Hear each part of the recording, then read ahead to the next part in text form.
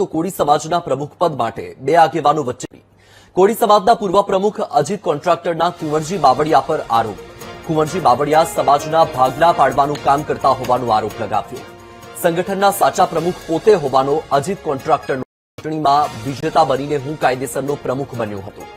કુંવરજી બાવળિયા ગેરકાયદેસર રીતે પોતાને પ્રમુખ બતાવી રહ્યા છે। કુંવરજી બાવળિયાએ કોળી સમાજના પ્રમુખ બનવા કોર્ટમાં ખોટો કેસ કર્યો હોવાનો આક્ષેપ કર્યો। થોડા દિવસ પહેલા કુંવરજી બાવળિયાએ યોજ્યું હતું કોળી સમાજનું સંમેલન। સંમેલનમાં કુંવરજી બાવળિયાએ પોતાની ટીમ જ સમાજ માટે કામ કરતી હોવાનું કહ્યું હતું। કોળી સમાજના આગેવાન અને મંત્રી કુંવરજી બાવળિયા સુરતમાં આવ્યા હતા અને એક બેઠક કોળી સમાજની મળી હતી। તેમાં કેટલાક સમાજને જે રજીસ્ટર્ડ સંગઠન ચાલી રહ્યું છે તેને લઈને ક્યાંક વાદ વિવાદ થયો હતો અને તેમની ટિપ્પણીઓ પણ કરી હતી।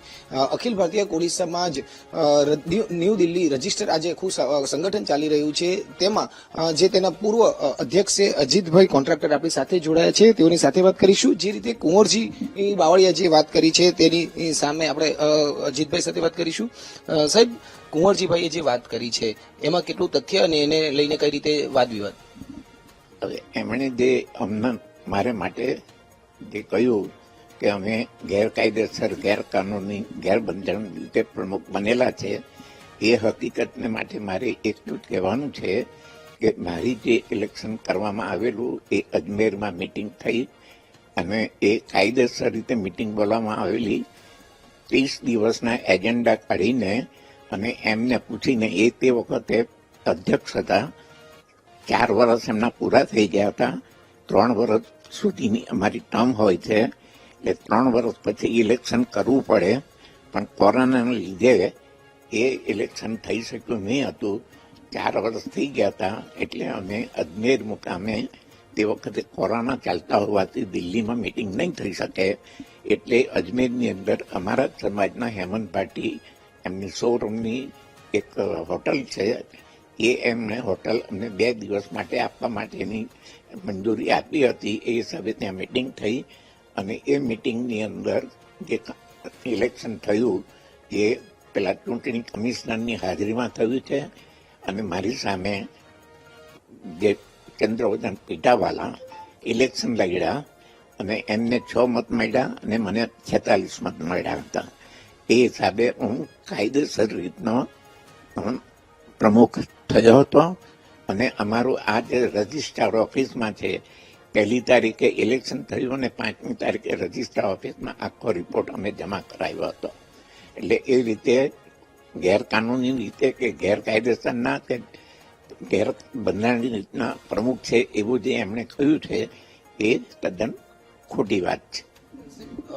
તો જે વાત કરે છે કે કેટલાક લોકો સંગઠનમાં દુવિધા ઉભી કરવાના પ્રયાસો કરે છે, આવી વાત કરીએ તો એ કઈ રીતનું જુઓ છો? દુવિધા તો આમ જોવા જઈએ તો અમારું જે આ સંગઠન છે એના કાયદેસરના લીગલી અમે પ્રમુખ છીએ અને એ પોતે જ હકીકતમાં આ પ્રમાણે ઇલેક્શન કરાવીને કે એ રીતે પ્રમુખ બન્યા નથી, એટલે તોડવા અને એમણે અખિલ ભારતીય કોળી સમાજનું જે સંગઠન ચાલે છે એને પેરેલલ રીતે બીજું સંગઠન એમણે ઊભું કર્યું છે અને એને લીધે કોળી સમાજની અંદર 2 ભાગલા પડેલા છે, સંગઠન તૂટી રહેલું છે। એટલે મારી તો કુંવરજીભાઈને એટલી રિક્વેસ્ટ છે કે આ બધી કોળી સમાજની જે સંગઠનની જે બરબાદી થઈ રહેલી છે એને અટકાવો અને બંને સમજો કે અત્યારે સંગઠન ચાલે છે એને ભેગું કરીને નવા પ્રમુખ બનાવો, ઇલેક્શન કરાવો અને કોળી સમાજ એક થાય એને માટે તમે પ્રયત્ન કરો, એવી મારી એમને રિક્વેસ્ટ છે। એ એવું પણ કહી રહ્યા હતા કે કેટલાક લોકો આ સંગઠનના નામે નવી નિમણૂકો સમાજને ગુમરાહ કરી રહ્યા છે, તેમાં કોઈ તથ્ય નથી? હકીકતમાં અમારું જે સંગઠન છે, અમે જે અધ્યક્ષ છીએ એ કાયદેસરના અધ્યક્ષ છે અને નિમણૂક કરવાનો અમને કાયદેસરનો હક છે। બંધારણ પ્રમાણે અમે ચાલીએ છીએ અને એ પ્રમાણે એમણે જે વાત કરી કે ગેરકાયદેસર રીતે કરે છે એ વાત ખોટી છે। સાહેબ, એમને એક વાત એવી કરી છે કે દિલ્હી કોર્ટમાં અને રજીસ્ટર કચેરીના નિર્ણય આવે ત્યાં સુધી આ સંગઠન જેમ છે તેમ સ્થિતિમાં કામ કરી રહ્યું છે અને તે રીતે અમે કરતા રહીશું. એટલે હકીકતમાં એમણે જે કેસ દાખલ કર્યો હતો એમાં કારણ એ બતાવ્યું હતું કે એમની ગેરહાજરીમાં એમને પૂછ્યા વગર, એમની મંજૂરી વગર આ જે અજમેરનું સંમેલન થયું એ સંમેલન ગેરકાયદેસરનું છે, કારણ કે એમને પોતે હાજરી પણ નહીં આપી હતી અને એ રીતે એ કોર્ટની અંદર દાખલ થયા છે આ કારણ બતાવીને કે મારી મંજૂરી વગર આ મીટિંગ થઈ છે એટલા માટે ગેરબંધન છે એવું એમણે કેસમાં દાખલ કર્યો છે. અને એ કેસને એ પોતે હજુ પણ પ્રમુખ છે એવું સાબિત કરવા માટે કેસને લંબાવી રહેલા છે, કેસને આગળ ચાલવા દેનાર નથી. એટલે મારી તો એમને એ રિક્વેસ્ટ છે કે તમે કોળી સમાજના હિતમાં કામ કરવા માટે આ કેસ ખેંચી લો અને અખિલ ભારતીય કોળી સમાજનું જે બેંક એકાઉન્ટ જે એમણે બંધ કરાવ્યું છે એ ચાલુ કરાવો અને બંને સંગઠન ભેગા મળીને અખિલ ભારતીય કોળી સમાજનું સંગઠન મજબૂત બને એને માટે કામે લાગો અને બધાને સાથે રાખીને આગળ ચાલો. અને કોળી સમાજનું આ 50 વર્ષથી અમે મહેનત કરીએ છીએ એવી મહેનતના ઉપર અત્યારે તો પાણી ફરી વળ્યું છે, એટલે એ મહેનત અમારી એડે નહીં જાય એને માટે સમાજને માટે એક થઈને કામ કરવાની જરૂર છે. સાહેબ, બીજું એક એમની વાત કરી છે કે હું અને મારી ટીમ, કાર્યકારી ટીમ જે છે તે નવા સંગઠનનું સિલેક્શન ના થાય ત્યાં સુધી કામ કરીશું. એટલે શું સૂચવે છે? નવા સંગઠન તો એમણે કરી શકે એમ જ નથી.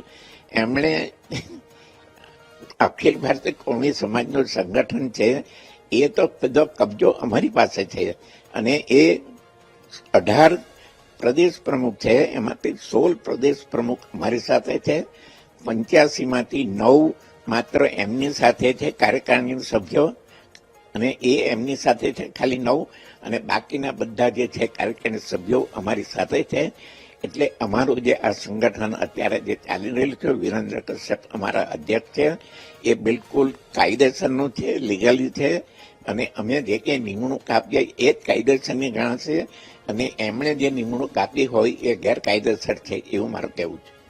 બિલકુલ. એટલે આ હતા કોળી સમાજના આગેવાન અને પૂર્વ કોળી સમાજ સંગઠનના પ્રમુખ અજીતભાઈ કોન્ટ્રાક્ટર, જેમણે અત્યારે જે કુંવરજી બાવળિયા દ્વારા જે વાત કરવામાં આવી રહી છે તેને લઈને વાદ વિવાદ ચાલી રહ્યો છે. તેમાં અત્યારે સમાજમાં બે ભાગલા પડ્યા છે તેવું કહેવાય રહ્યું છે અને બંને સંગઠન એક સાથે મળીને કામ કરે તેવી જ તેમને વાત કરી રહ્યા છે. કેમેરામેન દેવેશ સોલંકી સાથે ધ્રુવ સોમપુરા, વીટીવી ન્યૂઝ, સુરત.